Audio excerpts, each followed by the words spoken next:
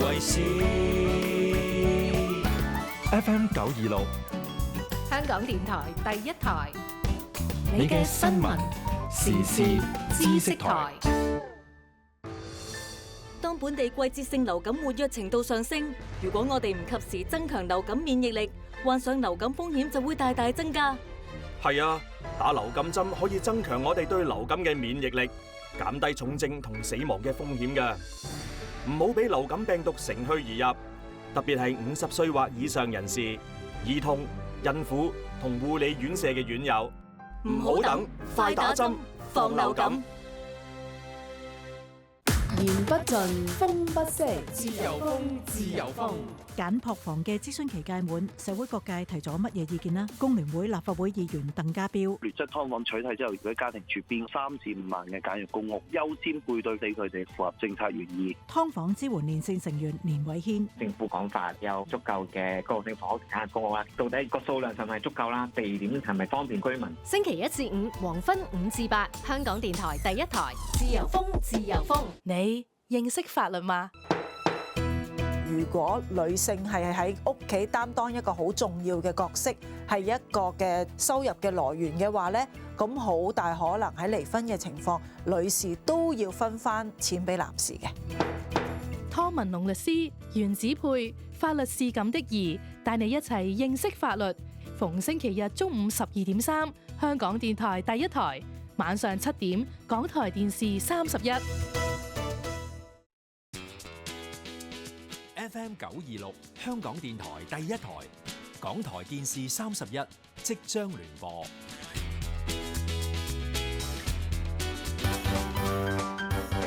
健康無分年紀，健康不論貧富。健康資訊，守護大眾。精靈一點，健康你主場。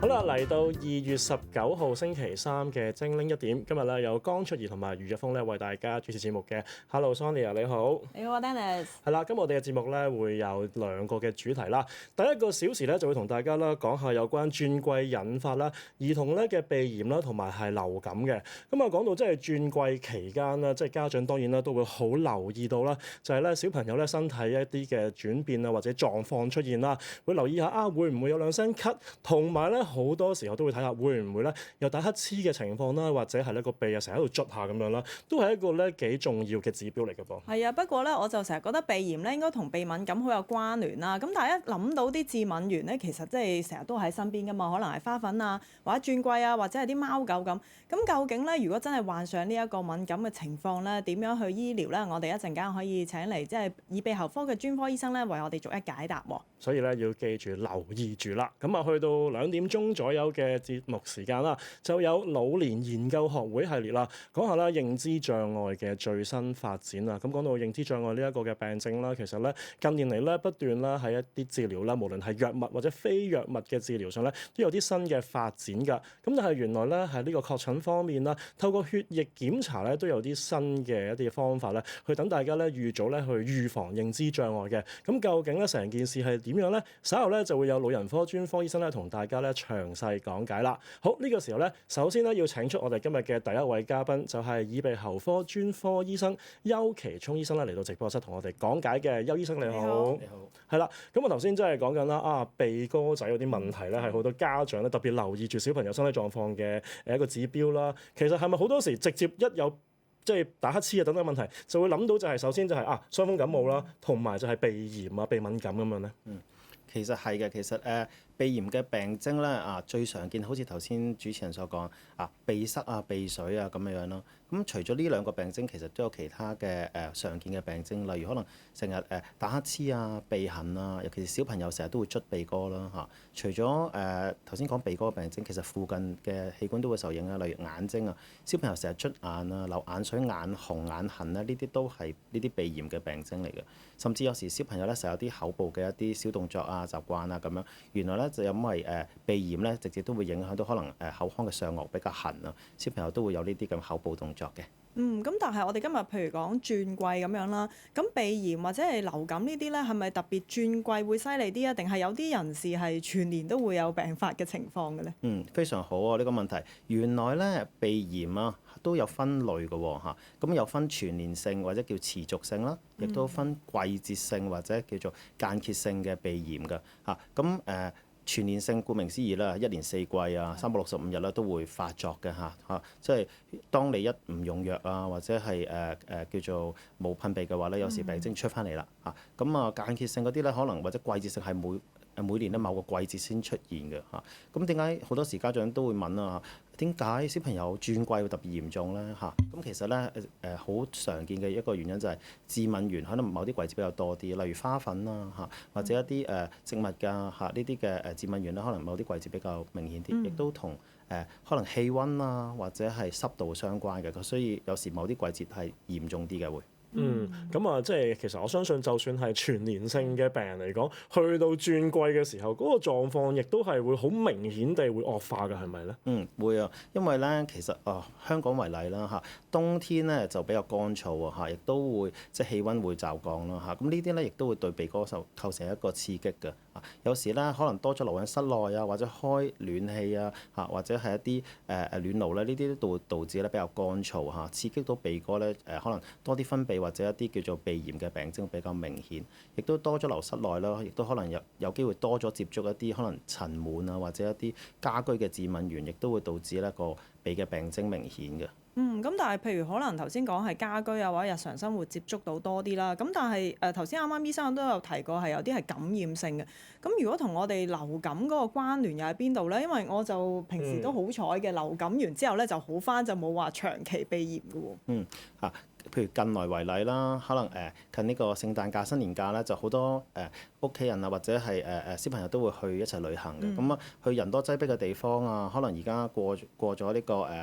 Covid 啊新冠嘅時候啦，大家都冇話成日戴口罩啊，或者注意清潔，好似之前咁嚴謹啊咁樣，變咗咧好多時都會容易可能感染到一啲可能流感啊，或者可能傷風感冒或者各種嘅鼻嘅病毒啊，呢啲咧都會造成一啲感染性嘅鼻炎啊。因為當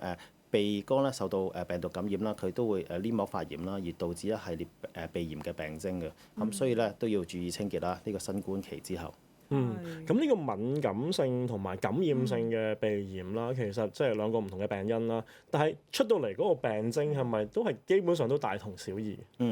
非常好嘅問題啊！鼻炎咧，其實個定義咧就係咧鼻黏膜發炎啊嚇。咁其實佢嘅成因唔止頭先講嘅敏感啊，唔單止係話感染性嘅嚇。咁可能仲有頭先一啲可能神經性㗎，或者係一啲叫做受到刺激啊嚇呢啲啦嚇，或者甚至一啲各類型嘅一啲先天性或者後天嘅一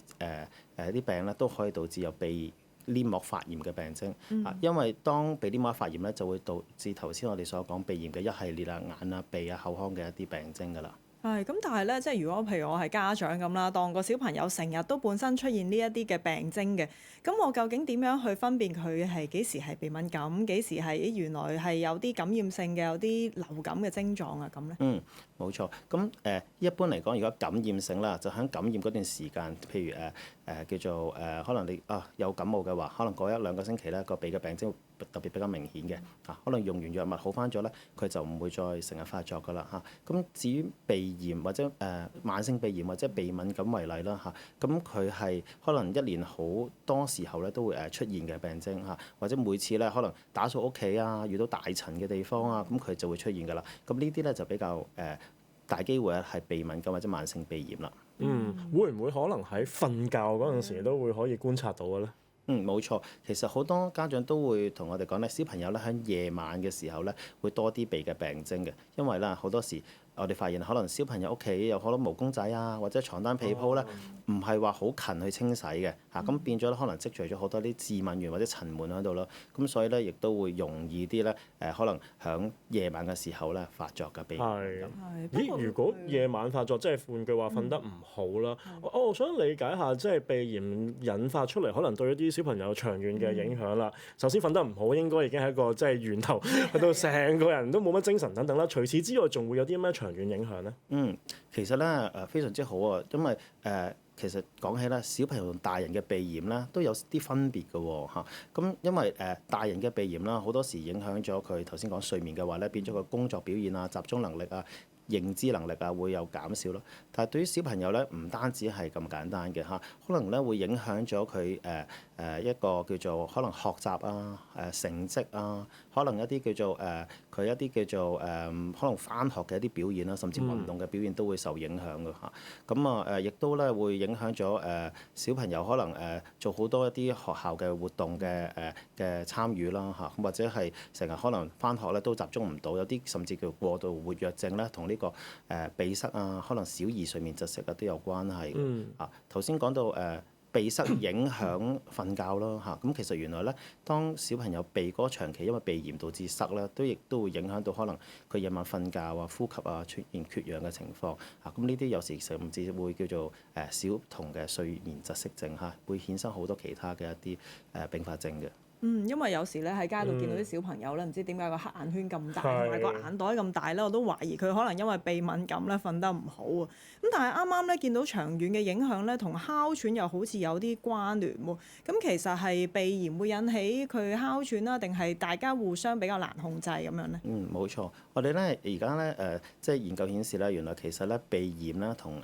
哮喘啦，其實都係同一個呼吸氣道嚟嘅，所以好多嘅病因啊或者佢嘅治療咧都有啲類似嘅嚇。咁亦都發現咧，控制好其中一個部分啦，例如鼻炎嘅話咧，對哮喘亦都有幫助㗎。咁所以好多時我哋發現啦有哮喘嘅病人咧都有啲鼻炎嘅，調轉頭有鼻炎嘅病人亦都有機會有啲哮喘，所以咧好多時咧都會聯合可能呼吸科或者係兒科醫生咧一齊去幫小朋友去做治療㗎。講到除咗睡眠啊、呼吸氣道啊亦都咧有時咧鼻炎控制得唔好啦，其實佢嘅附近嘅器官頭先除咗眼睛之外咯，耳仔都會有影響㗎喎。有時咧都會影響導致小朋友多咗中耳炎啦呢啲情況嚇。咁有時咧亦都會影響小朋友嘅一個面部同埋牙齒嘅發育啦，令到有時如果鼻哥太塞呢啲都會導致到嗰個面型嘅影響嚇。甚至咧有時會發炎發得多啊，增加咗鼻竇炎啊，或者有時甚至會有流鼻血嘅情況嘅。咁呢啲就流鼻血就少見啲啲。咁如果去到影響埋牙齒啊、面部發育嘅，都聽落都幾嚴重喎。咁呢個情況會唔會係集中喺某啲歲數嘅小朋友身上先至會有咁大嘅即係外觀上嘅影響，定還是係所有年齡都有機會咧？咁因為小朋友未發育完全啦嚇，有時咧佢如果當我哋有時叫做一啲一啲長期鼻塞啦嚇，或者一啲腺樣體叫做腺樣體肥大啦，導致長期鼻塞嘅病人咧，佢有一種特別嘅面型嘅，可能面部會比較凹陷啊，眼睛會比較唔夠精神啊，可能或者叫做上唇啊會比較向上翹啊，或者長期咧有個張開口嘅一個面型咯呢啲咧都係會影響到小朋友嗰個將來嘅可能一啲外觀啊，或者甚至社交啊咁樣，咁所以好多時咧早啲去處理咧，趁小朋友仲喺發育時期咧就會比較理想啲。因為我哋而家見到個圖片咧，就頭先應該係左手邊啦，就係醫生講話可能受鼻敏感影響咧，即係個顴骨都比較突出一啲啦，個上唇又比較係突出一啲啦。咁但係隔離嗰個都係同一個人嚟㗎，係咪？冇錯，因為咧，如果當叫做我哋呢個外觀啦，其實有啲叫做腺樣體面型啦。腺樣體咧點解會同鼻炎有關咧？其實佢腺樣體係處於響鼻腔後方鼻咽位置嘅。好多時即係小朋友長期鼻塞咁都會嚟到睇醫生嘅咁當然除咗鼻炎之外，其中一個成因啦咁可能有時鼻腔結構問題啊，或者好似呢個個案咁，佢係腺樣體嘅情況啊咁咧會導致鼻腔長期鼻塞咧，影響咗小朋友嘅發展啦咁但係當處理咗之後咧，其實如果當小朋友個面型係未真係固定啦，仲喺發育時期咧，其實係可以咧康復嘅，可以好翻嘅。但係其實咧，你問我啦，我又覺得如果你話我自己嘅判斷睇翻兩張相咧，係咪真係好明顯嘅唔同咧？又未必係嘅喎，尤其是講緊個變化係經年嘅變化啦。其實係咪家長都唔係話真係咁容易透過即係面型去察覺到呢件事？其實最容易去察覺到佢有冇鼻炎或者係長期鼻塞咧，其實小朋友自己都知嘅，有時都佢都話俾你聽成日鼻塞喎，或者有時可以留意下小朋友嘅呼吸你見到咧小朋友成日張開口呼吸㗎你會見到咦點解佢瞓覺嗰時就會擘大口咧？其實好多時就可能係個鼻哥唞唔到氣首先嗰個夜晚啦，可能會鼻塞比較嚴重啲啊嘛嚇。咁咧有時鼻哥咧亦都會出現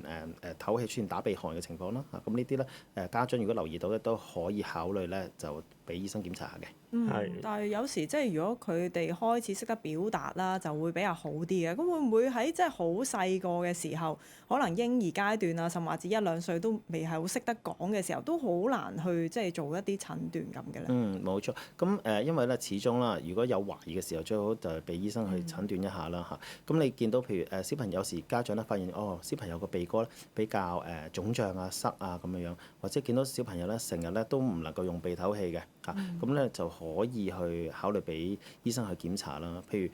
以頭先我哋講呢個腺樣體肥大為例啦嚇，一般嚟講咧，我哋都要憑一啲影像啦嚇，最基本我哋嘅 X 光啊嚇呢啲嘅照片啦，或者咧係用內窺鏡檢查咧先可以睇得到嘅嚇。就咁憑外表啊，或者憑一個臨床嘅檢查咧，未必可以診斷得到嗱。咁其他啲常見嘅一啲鼻塞嘅原因啦嚇，咁息肉響小朋友嚟講咧就相對少見嘅。咁但係鼻黏膜腫脹啊、下鼻甲一個組織肥大啊，呢啲咧就比較會多少少嘅。鼻黏膜腫脹就都係去醫生嗰度就可以檢查，即時都可以睇到嘅咧。係啦，冇錯啦。係咁嗱，當然問診都好緊要。頭先都講緊家長都要好清晰地啦，講到小朋友屋企嘅情況俾醫生聽，先可以一齊去揾出個病因啦。有啲咩地方除咗頭先講有冇打鼻鼾啊等等之外，會唔會可能都要先做啲嘢嘅？我喺度諗會唔會可能自己做個小實驗先？如果鼻炎好嚴重嘅，就盡量將啲覺得係致敏嘅，例如頭先講毛公仔啊，或者係吸塵就唔好去喺屋企嗰時候吸，等等做啲嘢去即係排除咗呢啲因素先，會唔會都幫到醫生去做一個診斷啊？非常好，其實我哋平時問診咧都會可能會關心到小朋友嘅屋企啊，有啲乜嘢喺屋企嘅喎會唔會好多毛公仔喺床度啊？會唔會有養寵物啊？會唔會佢可能同小動物貓仔狗仔玩完之後特別嘅鼻嘅病徵會嚴重咗啊？呢啲都關事嘅咁亦都咧好多時都會教家長啦點樣去減少屋企嘅一啲致敏源嘅喎，例如教佢點樣保持房間清潔啊可能將啲毛公仔要收起佢啊，可能亦都會教佢點樣可以將塵蟎減少嘅喎原來咧塵蟎係香港嚟講啦最常見嘅致敏源嚟嘅差唔多絕大部分嘅鼻敏感嘅患者咧對塵蟎咧都係有呢個過敏反應嘅咁塵蟎咧其實係一啲少少嘅昆蟲嚟嘅，咁佢哋都可以話差唔多無處不在響床單被鋪啊地氈啊窗簾啊，甚至一啲冷氣機啊佢裡面都會有呢啲塵蟎嘅曾經有病人同我講咧，每次開冷氣咧佢就打乞嗤㗎啦，就嚟㗎啦或者咧有時咧每次一返房瞓覺咧又嚟㗎啦，咁所以咧我哋會教家長啦點樣去清潔佢嘅床單被鋪啦，可能例如用一啲比較熱嘅水去清洗啦每2個禮拜要清洗一次啦亦都教可能用一啲衣物啦係防塵蟎嘅啦，或者教佢用一啲清潔劑可以減少塵蟎嘅滋生嘅。但係有冇家長就係因為譬如可能驚轉季啊好多致敏源啦，咁佢就會問醫生，咁我係咪應該將個小朋友留喺屋企，閂咗啲窗，然後開行嗰個空氣清新機，咁就係對於佢嚟講比較安全嘅咧？其實咧，我哋其實想小朋友嘅生活質素係好噶嘛。咁其實如果小朋友可能喺天氣好嘅時候，最好梗係多啲去郊外啦，或者去室外去叫做參加多啲活動啦，去體驗下生活啦。咁啱啱咧，如果韞住佢屋企咧，就相反啦，咁樣樣咁所以咧，其實我哋會亦都會有好多除咗防塵蟎，或者我哋唔係就係要逃避佢噶嘛，我哋亦都想一啲主動出擊對付佢哋呢個鼻炎嘅咁我哋除咗有叫做藥物啦，可能頭先都略略提過啦，可能一啲口服嘅藥物啊，或者一啲而家坊間即係有啲噴鼻啦咁我都想提醒咧，就唔好立亂喺藥房度買一啲噴鼻嘅，因為有啲噴鼻嘅成分咧會有依賴啦，同埋會用完之後咧會越用越塞嘅長遠嚟講令到其將來嘅治療咧更加難嘅，咁所以咧都會建議請教翻自己嘅醫生啦用翻一啲正確嘅噴鼻啦咁令到鼻哥可以消炎嘅。咁亦都有啲比較自然啲位，可能有家長就小朋友未嚴重到一定要用藥嘅或者可能對於一啲藥物含類固醇有啲抗拒嘅，咁可以用一啲叫比較天然啲嘅治療喎，原來可以用一啲我哋嘅鹽水啦去清洗鼻腔嘅因為有時致敏源咧去咗黏膜度或者入咗鼻腔入面咧，其實清洗佢咧就已經可以減少病徵，亦都可以將鼻腔裏面一啲可能膿啊結嘅鼻涕咧清走佢啦，令到鼻哥可以病徵上得到舒緩嘅嚇。係，我哋咧轉頭就繼續即係慢慢逐樣頭先提到唔同嘅藥物嘅方案去講啦。但係咧聽到啱啱都提到話有啲家長都幾好嘅，就係個人咧就冇咁緊張嘅，覺得情況唔係咁嚴重咧，就話例如洗下鼻啊，或者咧係甚至乎咧再樂天嘅推啲就話我聽過好多 case 就係大下就冇事㗎啦，鼻炎啊、鼻敏感嗰啲，其實咧係因為個小朋友可能真係大咗之後個免疫力好咗啊，定還是可能基本上佢個環境轉咗？其實會唔會都經常聽到家長有呢個問題嘅咧？絕對有啊！譬如一啲鼻炎啦，有時家長都話我期望啦小朋友啦升咗中學之後咧就應該冇，或者叫做我哋諗住唔好做治療住嚇，等佢慢慢自己好返嚇。咁即係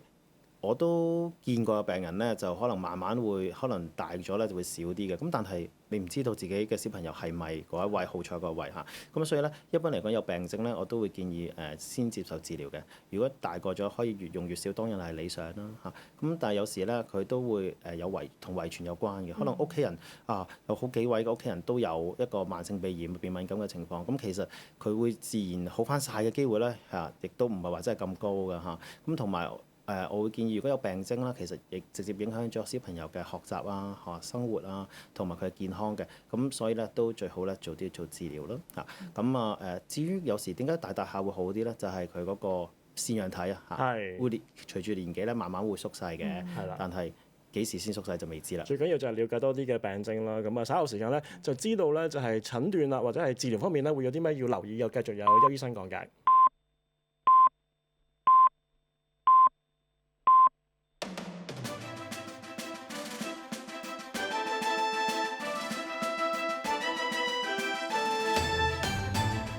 香港電台新聞報導，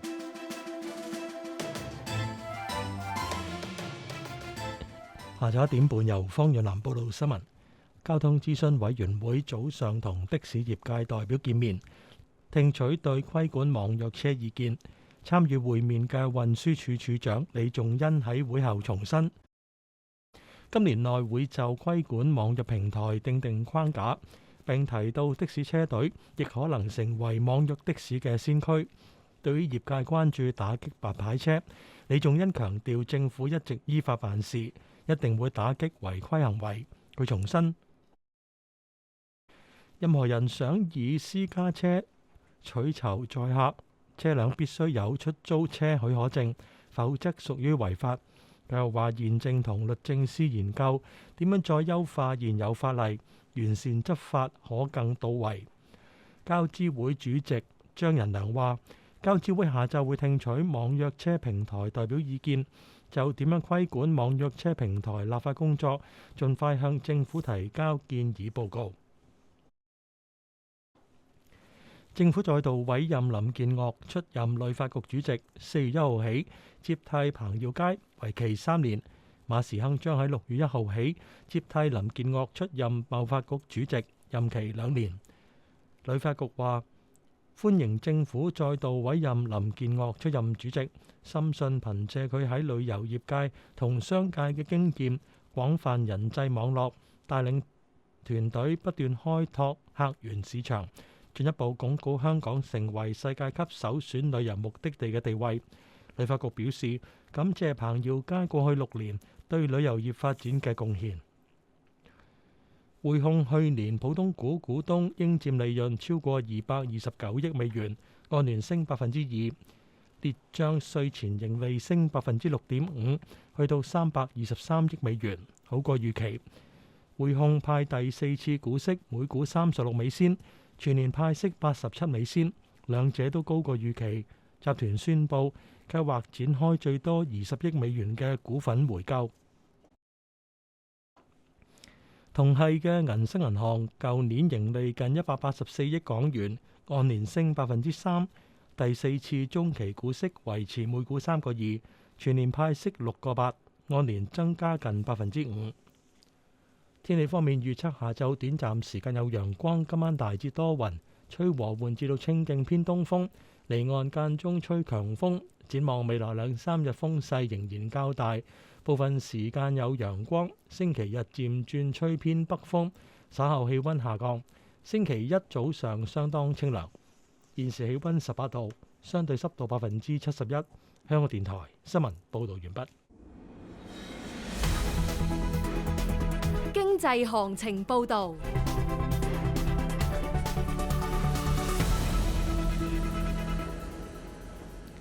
恒生指數報22,851點，跌126點，總成交金額1,740億幾。上證綜合指數3,342點，升17點。深證成分指數10,717點，升100點。部分活躍港股嘅造價：盈富基金23蚊08仙跌1毫，阿里巴巴124蚊跌2個3，騰訊控股496個6跌6個9，小米集團48個8毫半升4毫半，中芯國際50個9毫半升3個1毫半，恒生中國企業86個2毫4跌5毫4，美團167個2跌5個7，華虹半導體37個2毫半升6個1，快手58個2跌5毫半。美元對其他貨幣嘅賣出價：港元7.774，日元151.86，瑞士法郎0.904，加元1.419，人民幣7.283，英鎊對美元1.262，歐元對美元1.045，澳元對美元0.637，新西蘭元對美元0.572。日經平均指數39,162點，跌107點。港金報27,145蚊，比上日收市升165蚊。倫敦金每安士買入2,930.39美元，賣出2,931.58美元。香港電台經濟行情報導完畢。交通消息直擊報導。有阿峰同你睇翻出邊嘅交通情況啦。先提翻你，現時觀塘協和街火警去聯合醫院方向近月華街部分嘅行車線封閉。咁就係觀塘協和街火警去聯合醫院方向近月華街部分嘅行車線封閉，咁經過要小心啲啦。睇翻隧道嘅情況，現時各區隧道出口都係暢順。路面情況方面，喺九龍區渡船街天橋去加士居道方向近駿發花園慢車龍尾喺果欄。咁另外提翻你，干諾道中有水管爆裂，去堅尼地城方向近租庇利街部分嘅行車線封閉。咁另外受影響巴士路線係改道行駛。另外南區田灣海傍道渠務工程近香港仔基本污水處理廠係改為單線雙程行車。好啦，我哋下一節嘅交通消息再見。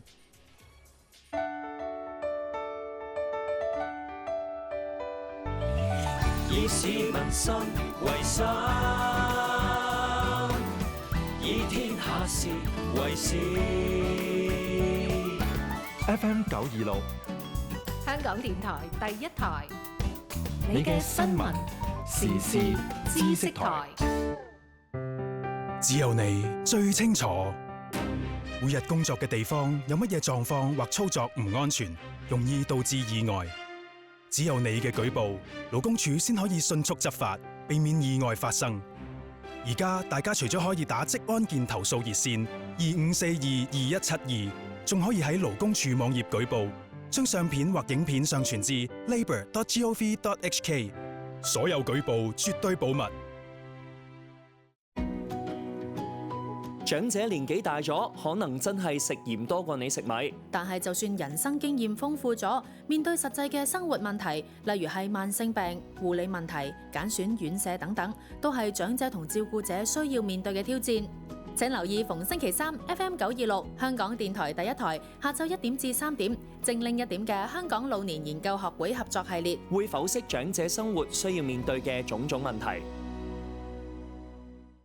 港台電視31國劇夜場大江大河之歲月如歌。為咗令劇中人物塑造得更立體，編劇花咗半年時間去浙江、江蘇、福建、山東、河北等地生活，每日喺唔同類型嘅化工廠打卡返工，挖掘工人嘅真實故事。國劇夜場大江大河之歲月如歌，逢星期1至5晚9點35分，港台電視31。FM 926香港電台第一台，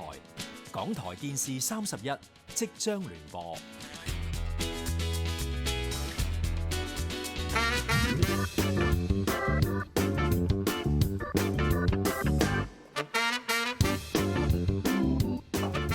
翻到嚟精靈一點嘅節目時間，繼續請嚟有耳鼻喉科專科醫生邱其聰醫生啦，同我哋啦講下有關轉季引發嘅兒童鼻炎啦，同埋流感嘅症狀嘅。邱醫生你好，你好，係啦。其實咧喺上一節嘅時間咧，邱其聰醫生咧都即係簡單講過啦，去到即係診斷嘅時候啦，會做啲乜嘢嘅檢查等等啦。其實無論係問診啊、影像等等都可能需要做到啦。咁我想問下，其實咧去到即係確診呢個鼻炎嘅問題咧，同一啲其他兒童嘅病症去比較嚟講，會唔會算係相對簡單直接就容易揾到，唔需要太過抽絲剝繭咁樣嘅咧？其實咧鼻炎啊、鼻敏感呢種嘅病咧，我哋有時咧都會有病人會輕視佢，覺得啊呢樣嘢唔係話呢樣疾病咧唔係話特別好嚴重啊，唔會有致命嘅情況。咁但係其實多年嚟咧，我哋都知道咧，呢個疾病咧其實對人啊，無論大人小朋友嘅生活質素影響其實都好大嘅嚇，影響小朋友嘅學習能力啦、運動表現啦嚇，或者係大人嘅工作啊嚇，或者認知能力嘅。咁所以其實佢對每個即係市民咧影響咧都唔少㗎嚇。咁而最大問題就係因為好常見。係啦，呢個疾病咧唔係話幾多百萬分之一嘅人口有，而係可能差唔多3分1、4分1嘅人口都會有呢個鼻炎嘅情況。咁所以其實佢影響得幾廣泛嘅。但係嚟到睇耳鼻喉科嘅即係小朋友啦，會係一啲通常好急性，依家就突然間敏感到好犀利啊，定係都唔係啊？整咗好耐，睇過好多醫生，跟住先嚟到揾你嘅咧？其實咧係呢個好好嘅問題，因為咧好多時嚟睇專科唔會第一時間就嚟睇專科嘅，可能都會睇咗可能家庭科啊或者兒科醫生先啊咁樣，或者咧可能真係處理唔到啦，先至會轉介嚟俾我哋專科去睇嘅。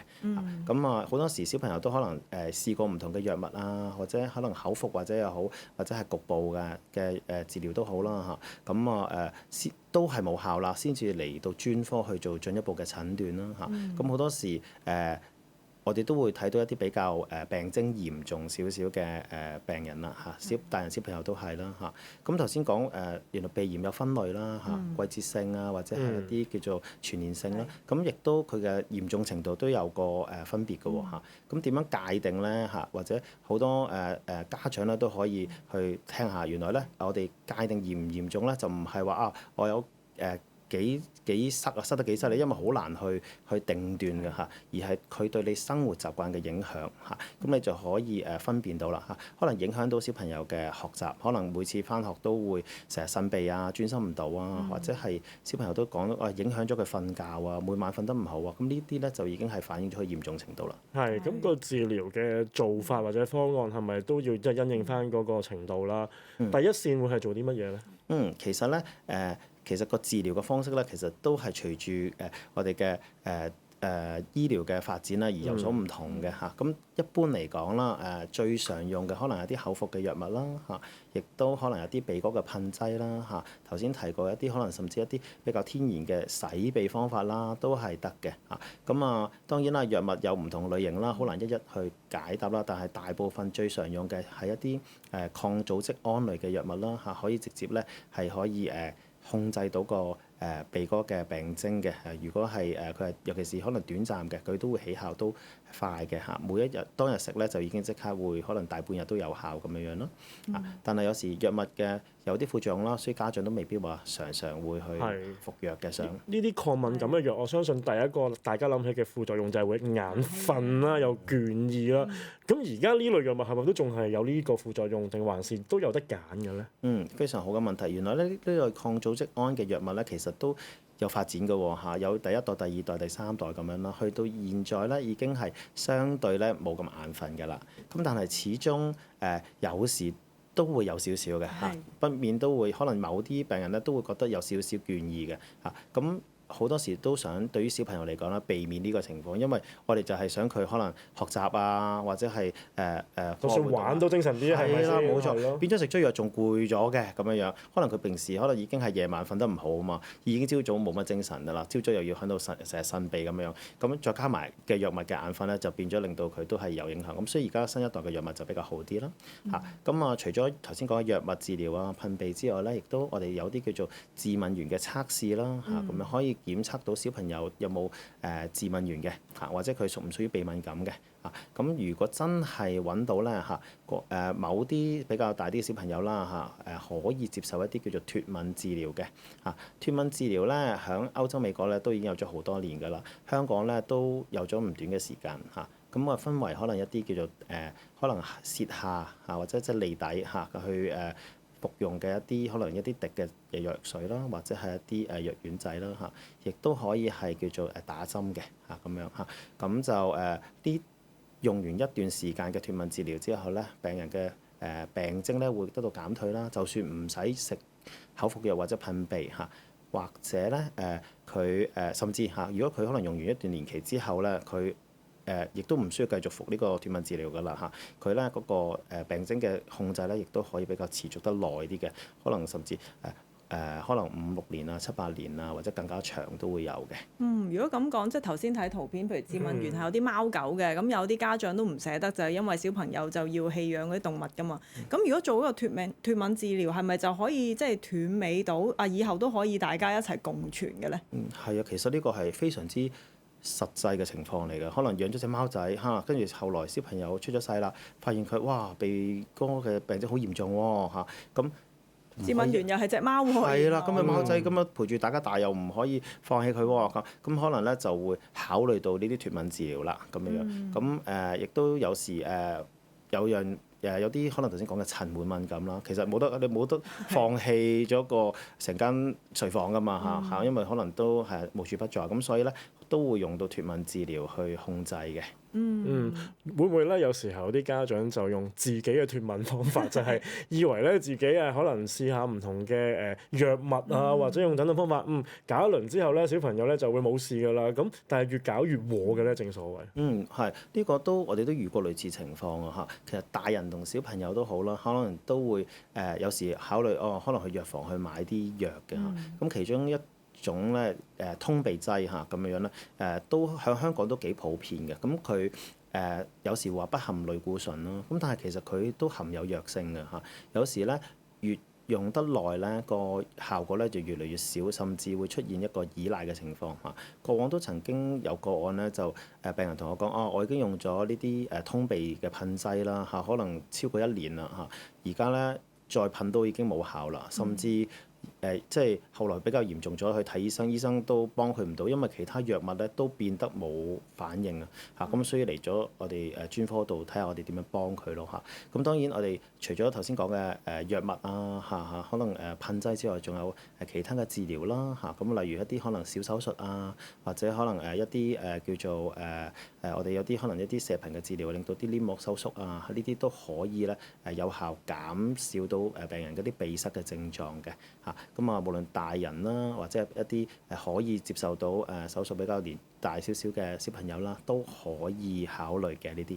但係頭先個家長就因為驚有類固醇啦，所以就自己出去坊間買一啲噴劑啦。咁但係實質上，如果兒童真係有啲鼻炎，幾時先要用類固醇，同埋用嘅時候用幾耐嘅咧？因為佢哋一般都幾擔心嗰啲副作用。其實我都成日都教育家長啦，或者係病人啦，其實咧唔需要對類固醇有太大嘅恐懼嘅，因為咧其實大家聽到類固醇咧就有時好擔心因為可能都聽過一啲副作用啦，或者係用得多會有啲咩後遺症啊咁樣。咁但係原來咧類固醇都有分唔同嘅劑量啦，唔同嘅使用方法啦咁以鼻炎為例啦最常嘅咧最常用嘅咧其實唔係口服嘅而係噴劑嚟嘅因為噴劑咧其實佢大部分嘅藥物咧都係會停留喺鼻腔嘅黏膜度直接對個鼻炎控制嘅。咁所以咧佢唔需要話服用好多吸收入身體好多，所以相對副作用咧都係非常之少嘅甚至咧我哋可以話我哋一般個案嚟嘅咯，都冇乜見過太大嘅任何嘅副作用添嘅。OK 嚇，咁而且佢用嘅時間咧，有時家長都問啊，會唔會用幾日就要停啊？嚇，咁其實我哋成日都話咧，相反咧，唔係話用短時間，係用得可以持續用嘅嚇。咁就算用晒成支噴晒成支啦嚇，都唔會話出現啲明顯嘅副作用嘅大部分病人嚇。咁佢因為啦佢劑量唔高啦，而且係停留喺鼻腔多啦嚇，所以咧對於身體嘅影響可以有非常少。係，我自己都記得用過類似一啲即係鼻腔嘅噴劑咧。我當時咧噴完之後先識得諗一個問題，咦，我應該唔好呼吸住啊，定係嚟一個深呼吸咧？其實應該點樣做嘅咧？其實噴鼻咧，我哋一般嚟講病人嚟睇啦，我哋都會有少少單張教佢點樣噴。其實有唔同嘅姿勢噴，點樣可以令到啲藥咧留喺嗰個鼻腔裏面耐啲啊咁樣。咁但係一般嚟講啦，大部分病人咧，直接可能我哋坐喺度或者企喺度，直接由下而上向上噴咧，都可以入到個鼻腔嘅嚇。咁啊，當然啦，唔建議話即刻擤晒出嚟啊咁樣，或者即刻用完藥先洗鼻啦，因為就會將啲藥沖走晒啦咁樣樣。咁一般嘅使用方法咧，都足夠產生效果嚇。咁頭先略略提講嗰個使用嘅時間啦，因為好多時呢啲有類固醇嘅噴劑啦，佢都唔係即刻起效嘅。市面上大部分都係可能要用一段短嘅時間，可能起碼幾日啦，先至感受到個效果啦，或者最明顯嘅出現嘅藥效咧，可能係1-2個禮拜先至最叫做明顯嘅嚇。咁所以有時亦都有病人啦，可能用完之後發現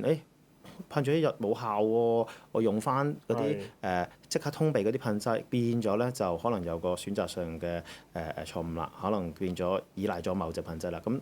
都提一提醒，通鼻噴劑咧，其實我哋都有時都會用嘅嚇，咁亦都短暫用其實係 OK，只不過係有時使用方法可能冇用得啱，用得太耐啦，變咗濫用咗佢啦，咁就會產生頭先講嘅副作用。即係要有啲耐性先得啦。咁另外頭先就講比較簡單啲嘅，譬如洗鼻咁啦。一般嘅家長聽到會唔會開頭都會有啲驚，會唔會即係逐到個小朋友啊？又或者佢係應該病發嘅時候洗啊，定係日常生活都要即係恆常咁去做嘅咧？